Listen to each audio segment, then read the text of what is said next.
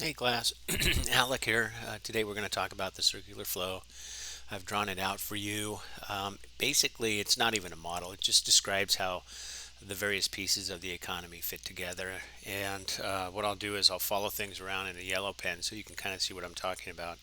We have two actors in our system or in our economy. The first is households.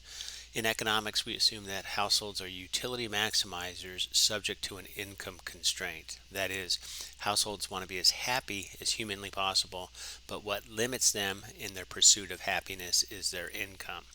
Our other actor is businesses, and these actors are in the boxes on the top and the bottom of the circular flow. And businesses, our assumption regarding businesses is they are profit maximizers, not revenue maximizers, but profit maximizers, and I'll talk about that a little bit more in a second. Households and businesses interact in both product markets and factor markets. Product markets to the right over here is where final goods and services are bought and sold. Businesses supply and households demand. This is going to Fred Meyer's. You're going to buy your groceries.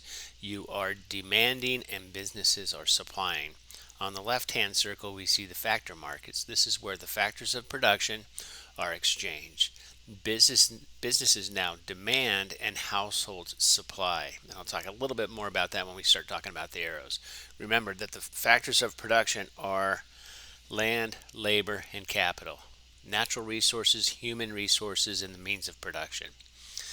We have two actors and two areas where they interact. These are all connected by the arrows. These arrows, the inside arrow in blue is an exchange, a monetary exchange.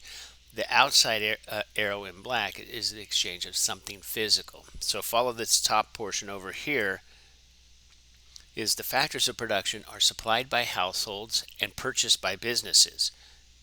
Okay, you can see the arrow coming into the factor market and the arrow going out of the factor market to businesses. Again, the factors of production are supplied by households and demanded by businesses. In exchange, here's the blue arrow, excuse me. Households receive income. You don't work for free. You require wages in that instance. What is income to household is a cost of doing business. So that covers the left-hand side of our circular flow. Let's talk a little bit about the right-hand side.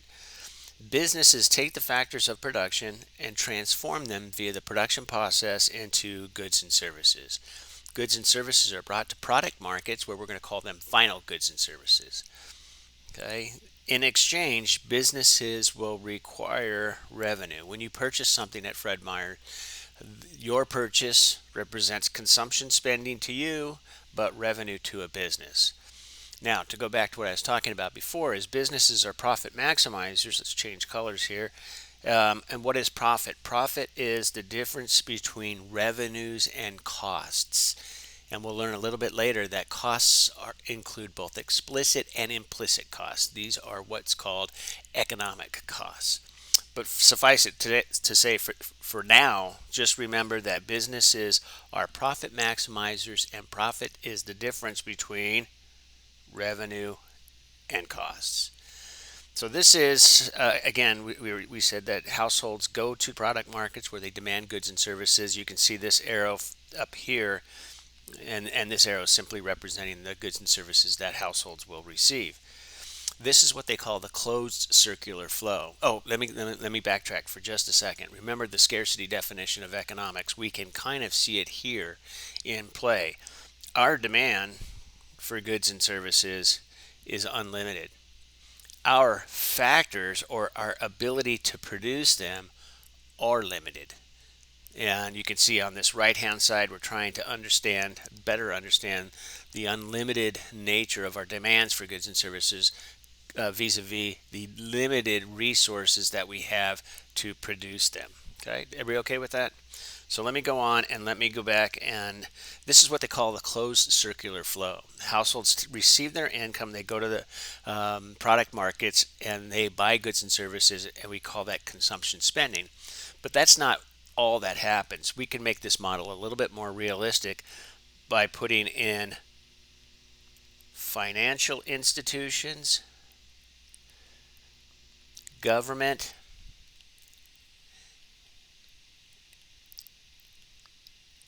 and the foreign sector. So now we have households take their income and use some of it for consumption spending. But you also save some of it, do you not? You also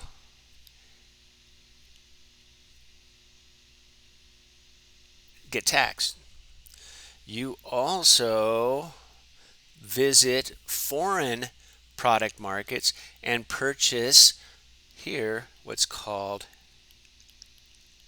imports.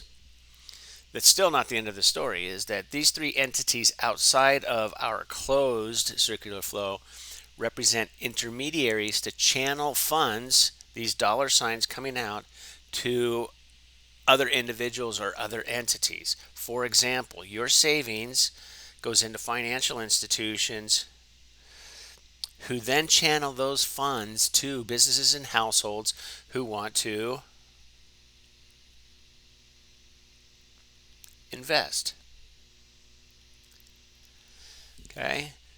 Your taxes go to government who then purchases their own goods and services. They come into the product market. You can see now we're going to have another arrow coming in. It's getting a little bit crowded, but that's okay. When the government pays for our national defense, it's paying its soldiers, airmen, and Marines to do what? To provide military or to provide national defense. That represents a service provided by the product markets. And then lastly is that the foreign entities, when they receive your dollars, what do they do with their dollars? This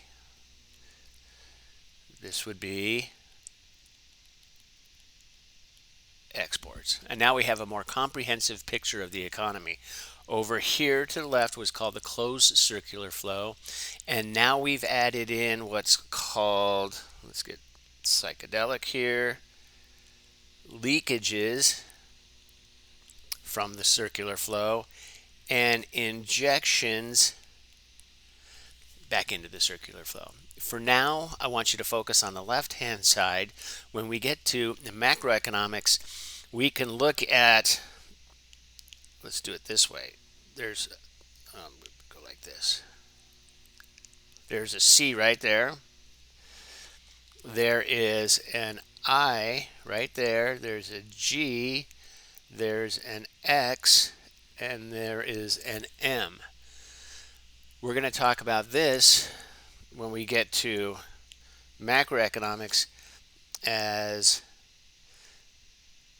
the expenditure approach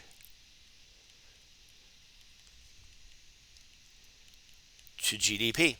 And it simply says this: GDP is equal to C plus I plus G plus the difference between exports and imports. You must remember this later in the term. That's all for now. Talk to you later. Bye.